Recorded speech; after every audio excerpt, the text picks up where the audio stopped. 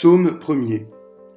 Heureux est l'homme qui n'entre pas au conseil des méchants, qui ne suit pas le chemin des pécheurs, ne siège pas avec ceux qui ricanent, mais se plaît dans la loi du Seigneur et murmure sa loi jour et nuit.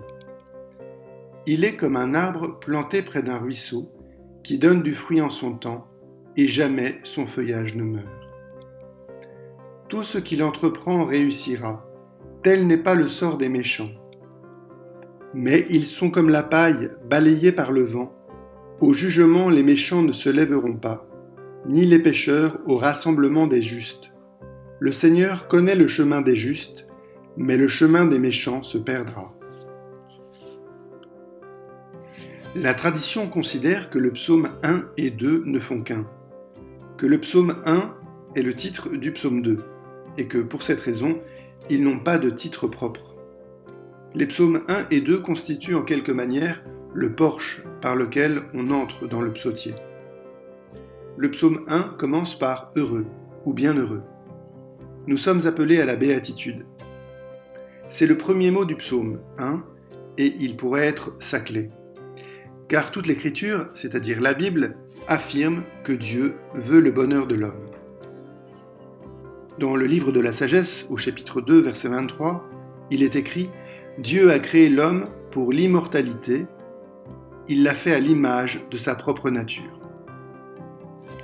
Cette belle image, l'homme l'a perdue par le péché.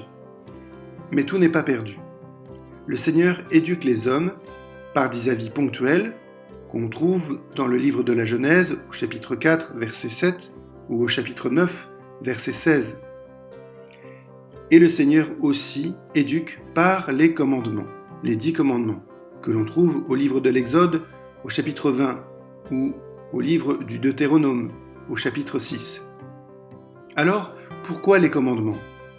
Afin que tu sois heureux, dit le livre du Deutéronome au chapitre 6, verset 18, ou au chapitre 10, verset 12. Le commandement est à la fois l'offre et la condition d'une alliance. Adam se dérobe à l'alliance. Il y aura d'autres alliances avec Noé et Moïse.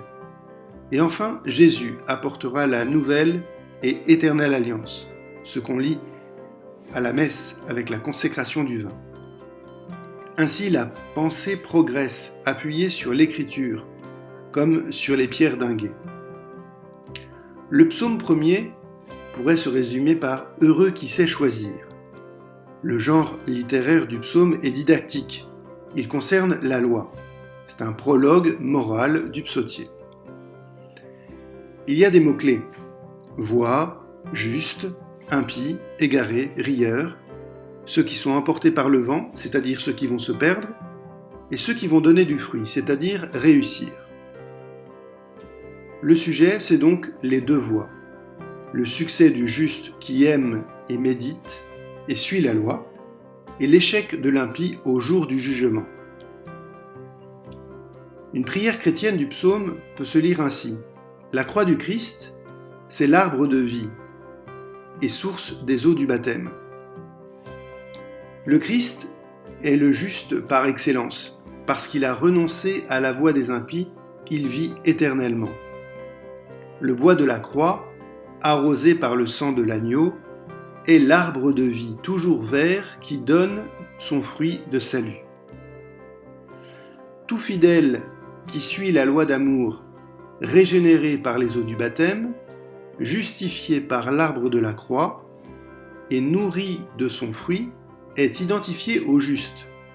Au jour du jugement, il sera reconnu par le Seigneur.